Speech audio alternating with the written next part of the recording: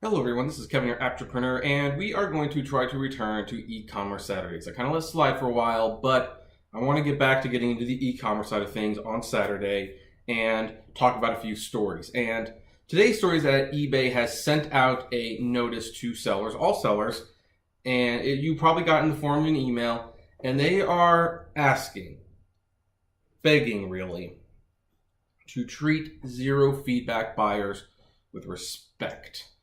And I mean, they pointed out that, hey, you know what? We know sometimes zero back feeders are scary because they've never bought anything and you don't know what you're dealing with. But please treat them with respect. They are our lifeblood. Zero feedback sellers are new customers and we want them to feel comfortable. And if we don't make them feel comfortable or if the experience was bad, then they will never shop from us again, and that is a problem. And for the most part, I'm not going to say I disagree with this. I mean, whenever there is a new customer, you should always treat them with respect. You should treat the customer with respect regardless. But new customers especially, because you want them to come back. The problem is zero feedback buyers are, for lack of a better term, very, very problematic.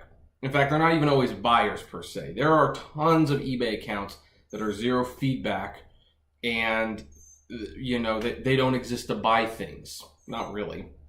eBay had created a problem with this years ago when they decided that sellers could no longer neg, as we say in the eBay world, buyers. It used to be if a buyer failed, a seller could leave negative feedback. And for a long time, both people leaving feedback worked. But as someone pointed out, there was always a chance for retaliatory feedback. So what did eBay do? Well, under John Donahue, they decided that the customers or the buyers were in the right and could no longer be negged, which of course gives customers all the power. And if you've seen any of my Amazon videos, you know how I feel about giving customers all the power. But you know what? All things considering, it's still not completely bad. If they don't pay, there is a method to, give them like an unpaid item strike, which isn't difficult to get removed really, but you can give it to them. And the problem really though is that the reason a lot of sellers say no zero feedback buyers is because they are so problematic in the sense that sometimes first time buyers, they don't know what they're doing. They bid on something, they win it, and then they don't know how to pay. And sometimes they have buyer's remorse and they think like, oh, well, I changed my mind during the length of the auction. I don't want it anymore. No, that's not okay because you won it from someone who might have paid. And then, of course, you have those non-buying accounts where people use those accounts specifically to, like, they're usually selling a similar item and they will be the biggest bidder on their competitor's item. And they will bid like $1,000 or something. And they of course will win it. But they have no intention of paying. The only reason they bid on it was to make that item unavailable for the people who were trying to buy that one. And they will hope that that person will go to the item they're selling and would buy it from them. Or and if this is me admittingly, I'm very, very spiteful in this regard. If sometimes sellers will have extra accounts and when someone buys from me and they don't pay or they give me a hassle, I see that they're selling something, I'll go in my self account, I'll buy it, I'll win it, and I have no intention of buying it. I'll just neg them. I'll give them a negative feedback. That's all I will do. And that's what those accounts are for. So there are other reasons people would have, and then of course then you have the people who have the accounts that buy things, and I think they must think it's like Pinterest or something. Like, oh, we can buy things, but they don't realize that you're actually buying something. And that is a problem. And eBay could have solved this problem. I do agree that yes, for your first offense, you could have the unpaid item strike removed. But people keep getting them removed, and it's not fair.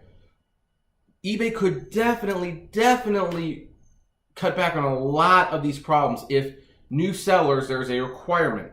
You must have a payment method on file And you know what? Later on, if you want, after you're established and you've got some good feedback going, if you want to change the way that you pay for items, you can do that. But for the first few items, whatever you buy, guess what? It's set up to pay automatically.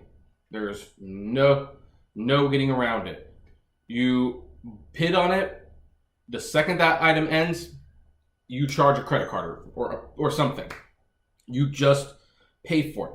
And if they sign up for a PayPal account and there's no money in there and they try to charge, guess what? That account is suspended until a proper payment is made. You cannot use your PayPal account until, now granted, eBay and PayPal are now separate companies, so I don't know if they can enforce that anymore, in all fairness.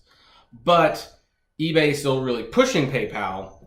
They're pretty loyal to the company, but you know what? Hey, they could also use Google Payments. They can use Amazon Payments. Now that eBay and PayPal are separate companies, they should be making more payment options available. And it should not be difficult for eBay to make it so that, hey, if someone buys something, they get charged right away. Now, again, later on, if the buyer is established and it's proven that they are not false and that they are legitimately buying stuff, that, hey, guess what? Now we can make backups, so to speak. You can offer to not pay right away in favor of like money orders or something. Or I don't know. Honestly, if eBay wants it all to be electronic anyway, I don't know why they even make it so that you can be buying stuff before offering a payment method in the first place. Because that's all sellers care about. We don't care if they're new or old. We just want, hey, you buy it, you pay for it. That's all we want. And we don't want you to lie about it not being a subscribe to get a free item to boot. And if that was not an issue, we wouldn't care. We would not care. Heck, you know what? If it was a new, I might even welcome them more because I could like say, hey, and by the way, save my store to your favorites. I would tell them you can do that and you can see when I post new things. We could work with the new customers more. But whenever I see a new icon or a zero feedback icon without the new icon, I get suspicious and I get a little scared. And a lot of people do. And that's why they say, please don't bid or buy unless you have more than one feedback. Actually, the buy maybe they don't care for as much because if you buy it, you got to pay for it right away anyway for the most part. But that's why sellers are so hostile to new buyers. But what about you guys? Any of you sell on eBay, and what do you feel about new buyers? I would love to know. Comment below, like, favorite, share, subscribe. If you enjoy the videos I make, consider becoming a Patreon for as little as $1 a month, or buying some swag from the Great Media Universe store on Shopify. And as always, flame responsibly. Have a good one.